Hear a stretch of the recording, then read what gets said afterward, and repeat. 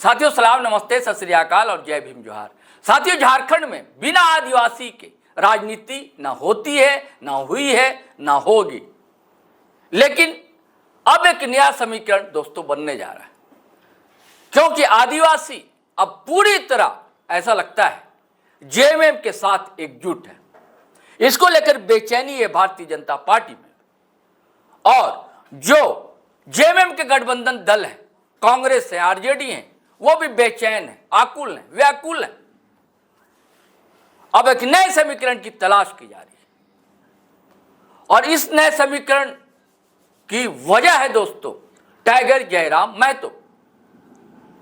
महतो समाज से आने वाले ये युवा, इसने जो राजनीतिक उठापटक की और जो समीकरण बिगाड़े, जिसके कारण से भारतीय जनता पार्टी सत्ता से काफी दूर रह गई, ये बड़ी वजह बताई जा रही।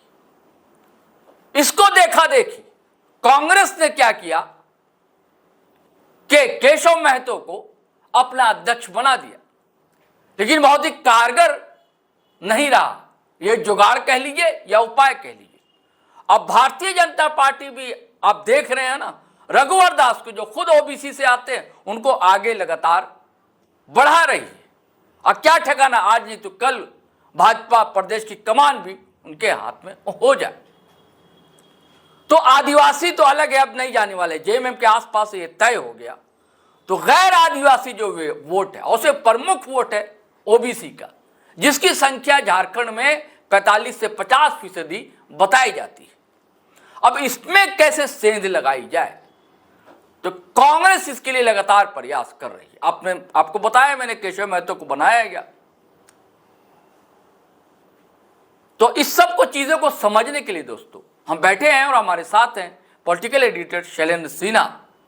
उन्हें समझेंगे कांग्रेस क्या प्रयास कर रही है।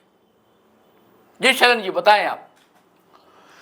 देखिए शरद जी, अभी कांग्रेस ने एक नया, जो आप कह सकते हैं, या फिर एक वैसा प्रकरण जिसको पिछले 1-1.5 साल से झारखंड में, न सिर्फ झारखंड में बल्कि पूरे देश में कांग्रेस ओबीसी के रिजर्वेशन को, जो उसकी ऊपरी सीमा है, उसको बढ़ाने की मांग लगातार कर रही है। कांग्रेस अब लगातार कह रही है ना, जिसकी जितनी आबादी उसकी उतनी हिस्सेदारी मिलनी चाहिए। निश्चित रूप से राहुल गांधी जगह जगह संविधान सम्मेलन कर रहे हैं, वो कर चुके हैं, रांची भी आए थे। पिछली बार आप समझ लीजिए, लोकसभा चुनाव के समय से जो ये मुद्दा कांग्रेस ने उठाया था, वो लगातार उनका बढ़ता जा रहा है। यही वजह है जो अभी आने वाले दिनों में 25 जुलाई को दिल्ली में ओबीसी का एक बड़ा सम्मेलन कांग्रेस करने जा रही है, जिसमें पूरे देश के साथ लोग आएंगे, ओबीसी के नेतागण रहेंगे कांग्रेस के, और जिसकी जितनी हिस्सेदारी जिसकी जितनी भागीदारी उसकी इतनी हिस्सेदारी। इसी लाइन पे केंद्र सरकार पर यह दबाव डाला जाएगा, जो 50% जो आरक्षण सीमा है अभी वर्तमान में, उसके बैरियर को खत्म किया जाए। जी कांग्रेस ने यह मुद्दा अपने मैनिफेस्टो में भी डाला था जब वो लोकसभा चुनाव लड़ रही थी, और अभी भी राहुल गांधी ये बार बार कहते हैं, हर प्रदेश में कहते हैं, जहां चुनाव होते, विधानसभा चुनाव जहां उनका दौरा होता, उसमें वो कहते हैं जिस दिन हमारी सरकार केंद्र में आई, हम यह 50% के बैरियर को खत्म कर दें। तो निश्चित रूप से अभी वो सत्ता से दूर हैं, तो अभी वो केंद्र के ऊपर दबाव बना रहे हैं, जो केंद्र सरकार इस दिशा में पहल करे, जो 50% का जो बैरियर है आरक्षण की जो सीमा का, सभी लोग, चाहे उसमें ओबीसी हो, SC/ST हो, तमाम, तो उसके दायरे को आगे बढ़ाया जाए। नहीं, यहाँ हम बात करें ओबीसी, निश्चित रूप से ओबीसी की बात है, तो ओबीसी के मसले को ही लेकर के दिल्ली में कांग्रेस की एक बड़ी रैली होने वाली है 25 जुलाई को। उसकी देखा देखी झारखंड में भी ओबीसी 2 अगस्त को एक बड़ी रैली करने वाले हैं, यहाँ पर बड़ा प्रदर्शन करने वाले हैं राजभवन के सामने, जिसमें यह प्रमुख जोर होगा, जो झारखंड में जो हेमंत सरकार ने 2023 में 27% आरक्षण ओबीसी को देने का जो प्रस्ताव पारित किया विधानसभा से, वो राज्यपाल के यहाँ लंबित है।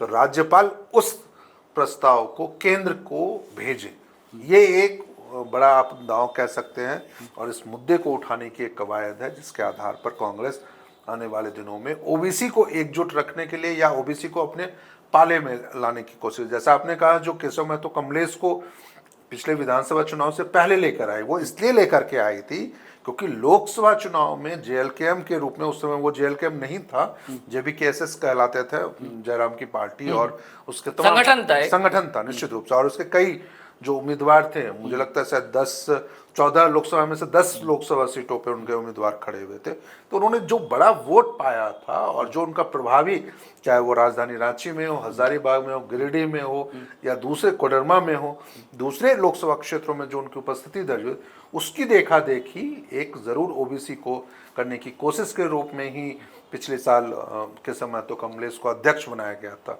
वो दाव उनका सफल होता हुआ इसलिए दिखाई दे रहा है क्योंकि कांग्रेस ने कई सीटों पर अपनी स्थिति बचा के रखी। हालांकि वो अलग बात है जो कुछ लोग यह भी कहते हैं जो उसमें जेएमएम के भी बड़ी भूमिका रही, लेकिन बावजूद इसके कांग्रेस को जो पिछले विधानसभा चुनाव में सफलता हुई मिली, उससे पार्टी उत्साहित है और अब ओबीसी को एक साथ देने की कोशिश। देखिए, अब सवाल ये है कि आदिवासी बहुत हुआ, ऐसा लगता है लोगों को, और वो लोग मान चुके हैं कि वो जेएमएम से छिटकने वाला नहीं।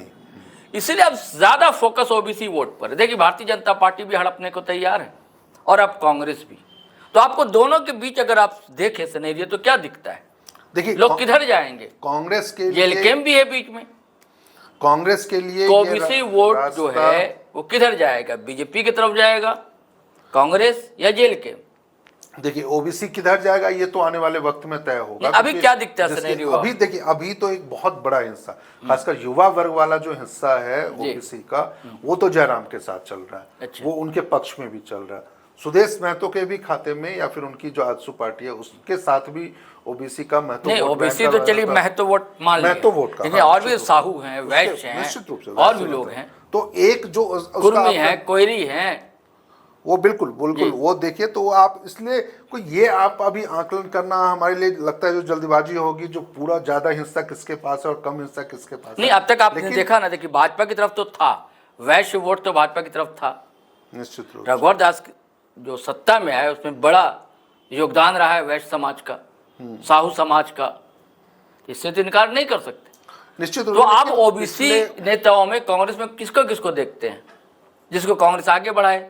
नहीं, देखिए, नेता के चेहरे के रूप में तो अभी फिलहाल तो इनके पास तो केशव महतो कमलेश ही है, अच्छा, जो प्रदेश अध्यक्ष के रूप में। हालांकि उसके ओबीसी मोर्चा के अध्यक्ष हैं कोई अभिलाष कुमार साहू हैं, नेता हैं, तो उनकी उपस्थिति कोई प्रदेश स्तरीय जनाधार वाले नेता नहीं है। निश्चित रूप से वो एक संगठन के अध्यक्ष के रूप में नाते उनकी उपस्थिति हो सकती है, लेकिन जो एक बड़े चेहरा के रूप में आगे लाने की एक बात हो तो निश्चित रूप से कांग्रेस के पास तो फिलहाल तो अभी ये कह सकते हैं जो संकट है, यदि केशव महतो कमलेश को छोड़ दिया जाए। केशव जी वैसे मुखर नहीं है, निश्चित। देखिए, ये बात आप सही कह सकते हैं, जो यही वजह है जो उनको हटाने की भी बात अभी पिछले दिनों चल पड़ी थी, जब अलग अलग जिलों में सम्मेलन चल रहा था उस दौरान। लेकिन बावजूद इसके कांग्रेस शीर्ष आलाकमान ने जो पिछले दिनों बैठक हुई थी प्रदेश के सभी नेताओं और खासकर विधायकों और सांसदों के साथ, तो उसमें उन्होंने इस प्रस्ताव को या इस पर चर्चा करना ही जरूरी नहीं समझा। हो सकता है जो क्योंकि अभी सिर्फ 1 साल का उनका कार्यकाल हुआ है, तो आने वाले समय में झारखंड में और कोई परिस्थितियां ना देख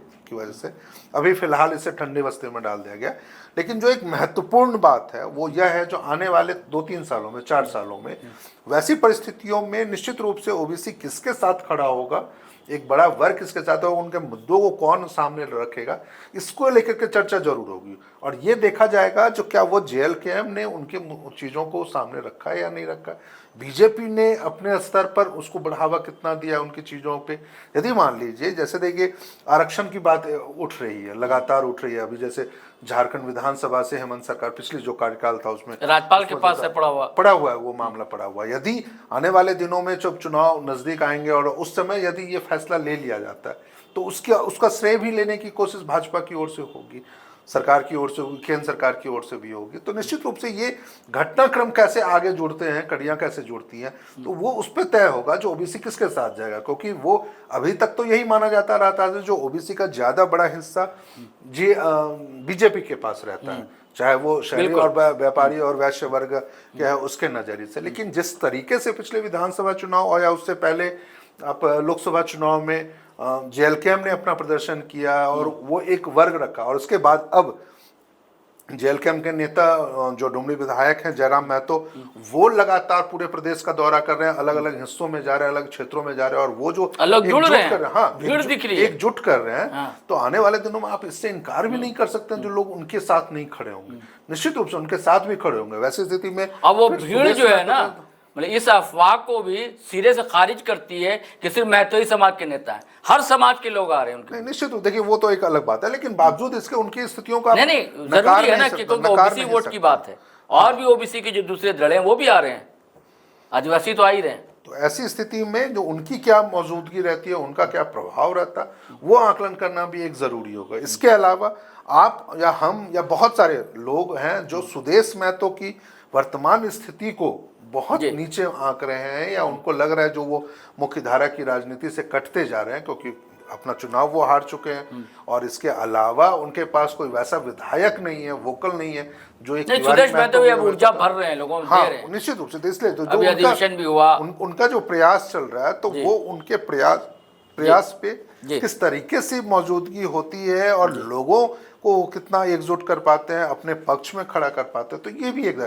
तो अभी आप कह सकते हैं जो ओबीसी वर्ग के सामने एक चुनौती यह है, जो वो तमाम अलग अलग दलों में, चाहे वो भाजपा हो, चाहे वो आजसू हो, बीजेपी हो, या फिर जेएलकेएम, तो ऐसी परिस्थितियों में निश्चित रूप से कौन कितनी बातें करता है। यही वजह देखिए, जो कांग्रेस के लिए सबसे एक अच्छी बात यह है, जो वो लगातार, चाहे उसके शीर्ष नेता हो, चाहे अब झारखंड के स्तरीय के नेता हो, वो लगातार आरक्षण की सीमा को बढ़ाने की मांग कर रहे हैं।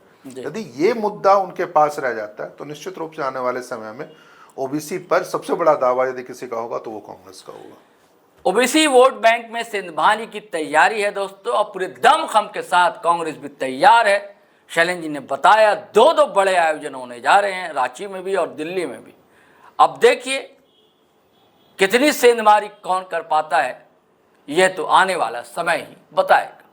चलिए साथियों, इजाज़त दीजिए, आज्ञा दीजिए, लेकिन जाने से पहले आग्रह गुजारिश है कि हमारा चैनल आप ज़रूर सब्सक्राइब कर लें। सब्सक्राइब कर लिया है तो ज्वाइन बटन दबाना हरगिज़ ना भूलें, और फेसबुक पर भी आएँ, इंस्टा पर भी आएँ, अच्छा लगेगा। और वीडियो धड़ाधड़ फटाफट खटाखट, राहुल यही बोलते हैं ना भैया, धनाधन खटाखट शेयर कीजिए, लाइक कीजिए, कमेंट कीजिए। आज्ञा दीजिए, इजाज़त दीजिए। जय हिंद, जय भारत।